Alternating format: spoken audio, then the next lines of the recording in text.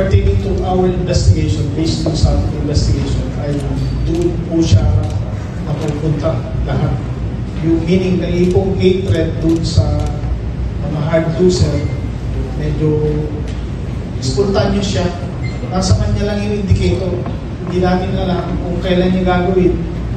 Wala siyang indicator kahit nasa barangay, wala din. Nandun lang sa isang tao, which is yung mismo perpetrator.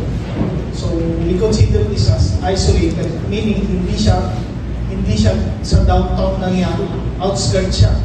Meaning hindi siya sa mga taong lugar, hindi siya. All of which were on outskirts, meaning yun yung hindi madalas puntahan ng police kasi wala siya masyadong population. It's personal. Galing po sa personal na isip. Hindi nandun sa loob ng tao. Dito po, crime of passion.